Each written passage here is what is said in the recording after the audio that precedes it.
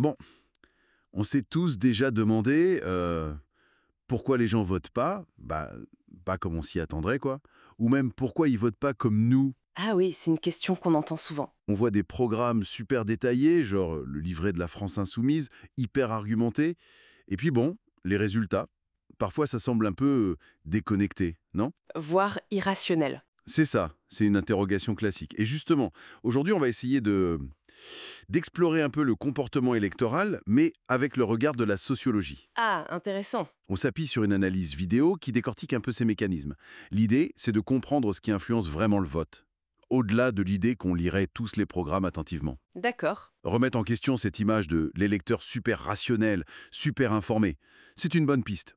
Alors, qu'est-ce que la socio nous apprend là-dessus? Bien, déjà, faut se rappeler que le vote, comme on le connaît, seul dans l'isoloir, c'est assez récent, historiquement parlant. Ah oui, c'est vrai, le droit de vote des femmes en France, 1946, c'est pas si loin finalement. Exactement. Et l'isoloir lui-même, ça date de 1913.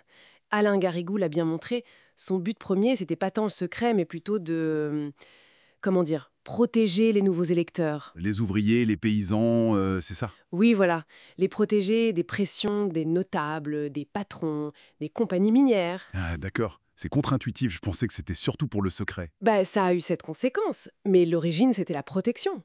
Et ironiquement, ça a contribué à créer cette image de l'électeur seul, rationnel, détaché de son milieu. Sauf pour les femmes, apparemment, hein. Oui, pendant longtemps, on pensait qu'elles votaient comme leur mari, hein. Donc cette image de l'électeur indépendant, c'est un peu ce qu'on appelle un mythe nécessaire pour la démocratie représentative. Mais ça reste un mythe. Mhm. Un mythe nécessaire. Et très tôt, il y a eu des tentatives pour comprendre ça de manière plus collective, non? J'ai entendu parler d'André Sifrig qui liait le vote à la géologie. C'est fou, ça? Oui, en 1913 déjà. Son tableau politique de la France de l'Ouest. Il proposait une sorte de chaîne de causalité. Le type de sol? Le sol, oui, le sol qui influence l'habitat, qui influence la propriété, puis les relations sociales, et enfin, l'orientation politique. Incroyable. L'exemple connu, c'est en Vendée. Le passage du calcaire au granit, ça semblait correspondre à une frontière politique. C'était vraiment pionnier pour l'époque, même si bon, aujourd'hui on sait que c'est plus complexe que ça. J'imagine. On parle moins des cailloux aujourd'hui, j'espère. On parle plutôt de variables lourdes, c'est ça le terme. C'est ça.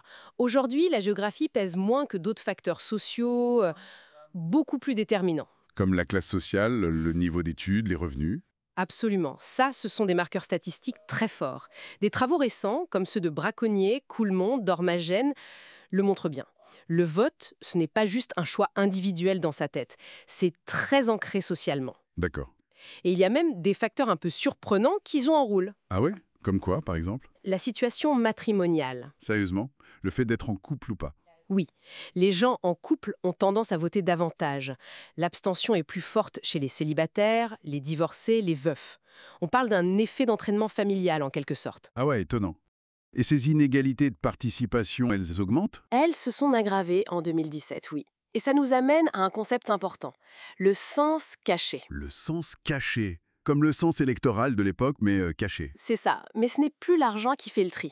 C'est ce que Daniel Gaxi appelle la compétence politique. La compétence politique. C'est-à-dire? Le fait de se sentir à l'aise avec la politique, de comprendre les débats, Exactement. le sentiment d'être légitime à avoir une opinion, à en parler, la capacité à comprendre les enjeux, à décrypter un peu le langage politique. Savoir ce qu'est un 49.3, par exemple? Voilà, ce genre de choses.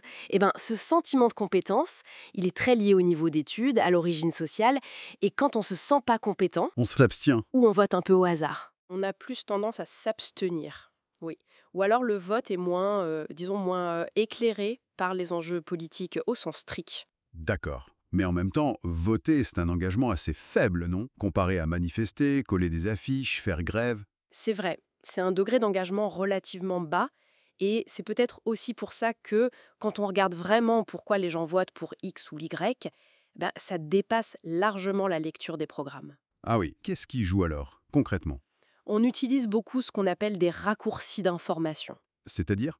L'étiquette du parti, genre je vote toujours pour eux, Ça, c'est un facteur très fort, l'identification partisane. mais aussi les qualités qu'on prête aux candidats. Morale, physique même. J'avais entendu l'histoire sur les lunettes d'Eva Joly. Oui, voilà. Ou une déclaration qui a marqué, une décision passée, l'origine géographique commune, un lien plus affectif. D'accord.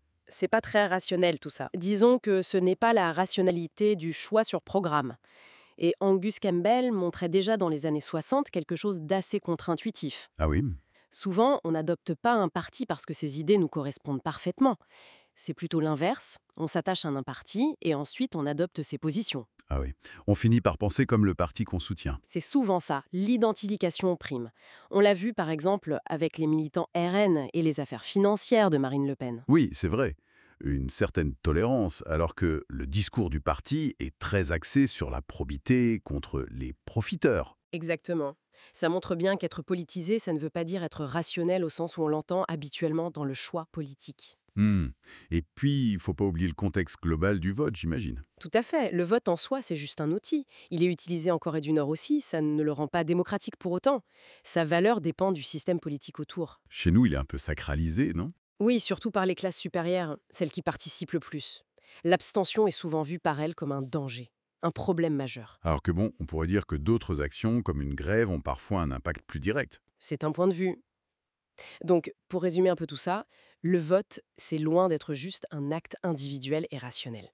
C'est clair. Il est marqué par l'histoire, par l'invention de l'isoloir, il est influencé par des facteurs sociaux lourds, les fameuses variables lourdes, le sens caché, et puis par nos émotions, nos attaches partisanes, nos raccourcis mentaux.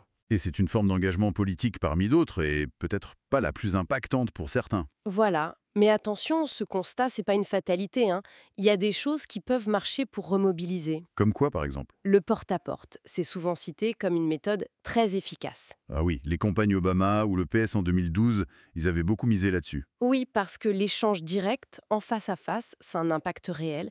Ça permet de discuter, de créer du lien, L'engagement local, les discussions, c'est ça.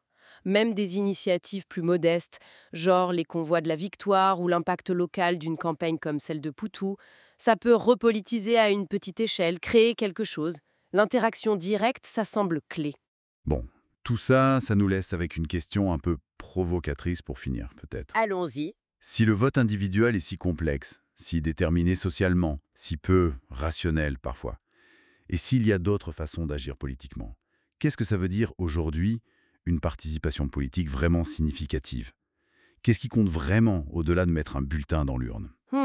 Vaste question. De quoi réfléchir en effet.